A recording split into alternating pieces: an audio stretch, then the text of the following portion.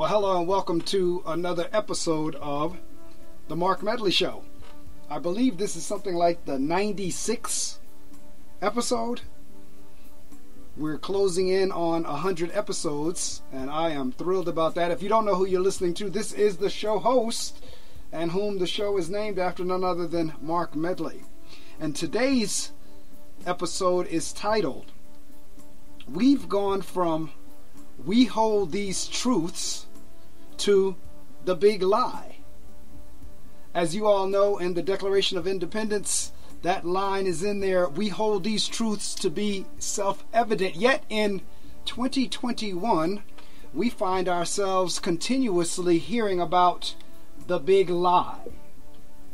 And if you're not familiar with what the big lie is, the big lie, and it seems to be growing bigger and bigger every day, the big lie is the notion that somehow Donald Trump won the election even though all the votes said he did not.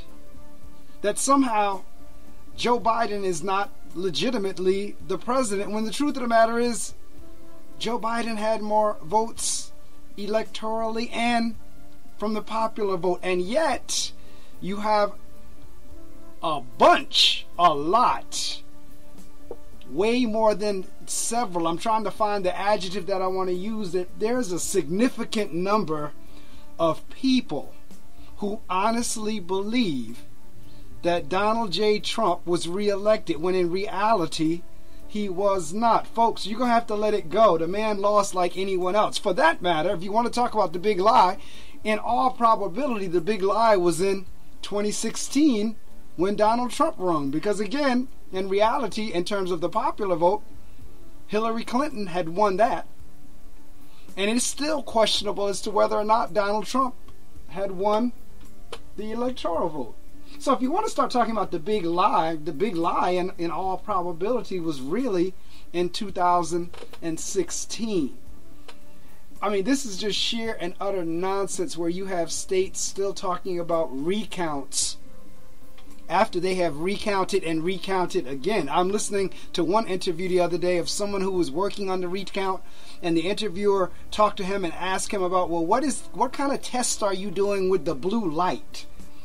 And the respondent couldn't really respond. He said, well, I think we're trying to test the paper. Then he ultimately said, I don't know. This is how ridiculous this big lie is getting. And now the big lie is carrying over into other areas, such as the vaccination. Now again, I'm not going to tell anyone one way or the other to get the vaccination, but to keep rejecting it based on the support of a former president doesn't make a whole lot of sense to me.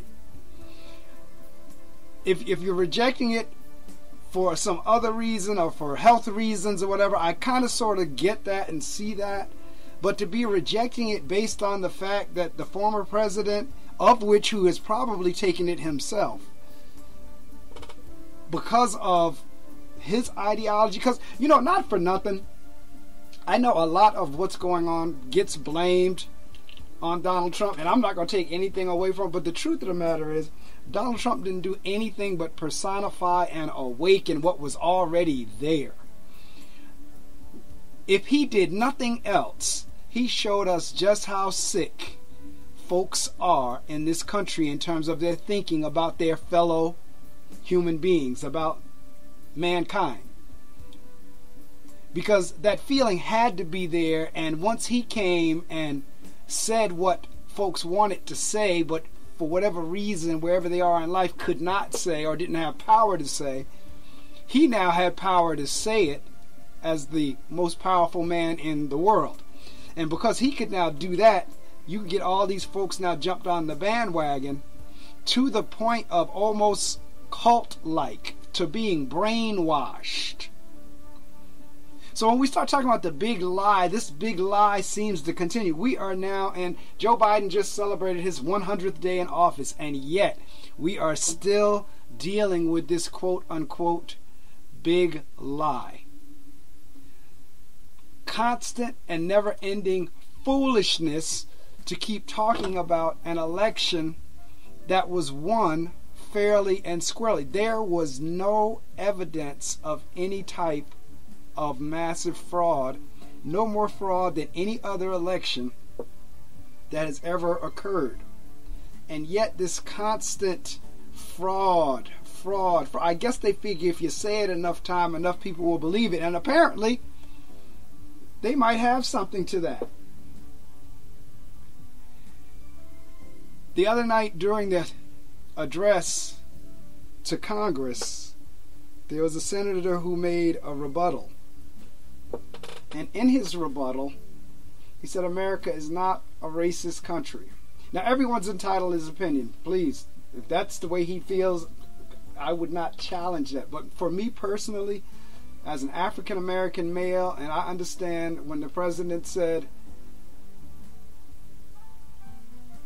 white supremacy is terrorism, because it is, I would not have now come back in the rebuttal talking about America is not a racist country, because the truth of the matter is America was built from a racist standpoint from the time the Pilgrims stepped on the land and tricked the Native Americans. It was racist from that point on. Because see, this is what's going on in terms of the racism thing. We have a lot of folks who are so accustomed to getting their way that now that they're not getting their way and they're still in seats of power, now they're rewriting laws. Laws are being written in order for certain folks to get their way, to continue to get their way, because they become so accustomed to getting their way that now they're writing laws to make sure that they can still get their way. Case in point, the protest law. Now, it to me boggles my mind that you're writing into law that someone could run over someone with a car and be exonerated from it if they run over someone who's in or marching in a protest. Do you know what kind of floodgate that has now opened if there are protest marches going on and someone just decides to get in their vehicle, in his or her vehicle, and run a protester over? But yet that's being written into laws. In the voting laws, if you're standing online in those long lines in the South in the heat and someone were to pass you a bottle of water, that would be against the law. So you have folks who are so accustomed to getting their way, and now that they're not getting it, they're writing frivolous laws into place in order for them to get their way. Another one that I heard and saw was in Florida. They were coming up, or a bill was written, or a law, or they're looking at a law to keep social media like Twitter and Facebook and Instagram from banning politicians. Now, that all came from Twitter banning Donald Trump, because Donald Trump could no longer be on Twitter, and he lives in Florida. Now the folks in Florida are putting together a law to keep social media from banning politicians. Again, so accustomed to getting their way, so accustomed to now perpetuating lies.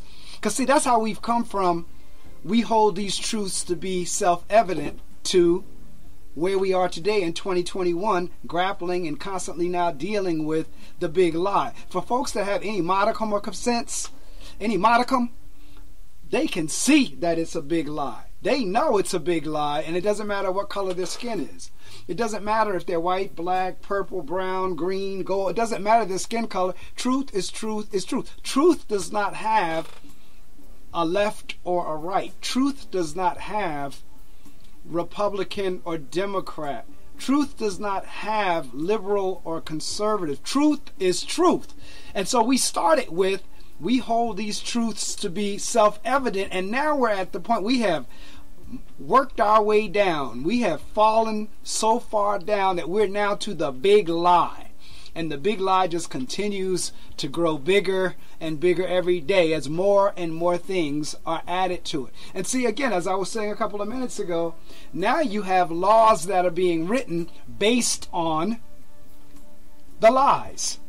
You have laws that are being written, bills that are being written, and actions that are being taken based on lies. Well, I'll say this, lies will run for so long, but at the end of the day, as they say, truth crushed to earth is going to rise again. You can write all the laws, all the bills you want that's based on that lie. In the end, and it may not be in the short run, but in the end, truth is going to rise back up. How on earth can you write a law that would allow someone to take his or her vehicle and run over someone who's in a protest because they're in a protest, and they'll be able to be exonerated? Like, the law is written in some kind of crazy way that someone who does that can't be indicted for anything. And I'm paraphrasing. I don't know. I haven't read it, so I haven't seen it, but that's what I'm understanding of it. But that's going to be written into law, folks. Think about this. You have folks that are down there that want to be able to get on social media and say anything they want, lie, cheat, steal, just because they're a politician. So now, the law didn't say that everyday average Jill, Jane, Joe, John, Spot can't be banned from social media. It said politicians. So again, that stemmed from Twitter now saying, no, Mr. Trump, you're not going to be able to get on our platform and incite riots. You're not going to be able to get on our platform and just lie to people. You're not going to get on our platform and mislead people. You're not going to get on our platform and continue to be vulgar with folks. So now they say, you know what, we'll get around that. We'll write a law that says you cannot ban politicians. Oh, we have all these different groups that are protesting because they don't like the way we operate and what we do. Oh, we can get around that. We'll write a law. If you are a protester and you're trying to go to school, you won't get a student loan. If you're a protester and you happen to get run over by a car, the driver won't be charged. If you're a protester, and on down the line. So now with the voting, because see, this voting, in all honesty, is not about voter fraud, because that's been researched and substantiated that there was no voter fraud. What this is about is you had so many people voting in this last election, particularly black people, who got up off of their duff, got out of the houses, got on those voting lines, went into those polls, went into those booths, pulled their lever, and it did not pull the lever the way that these lawmakers wanted it to go. So that's why you have now all these voting laws that are being put in place all around the country, because again, that's to be able to preserve the big lies. So, because we're not only dealing with one big lie, we're dealing with a lot of big lies. So, going back to the topic and the title of this particular episode, oh, how far we've fallen. We've gone from we hold these truths to the big lie.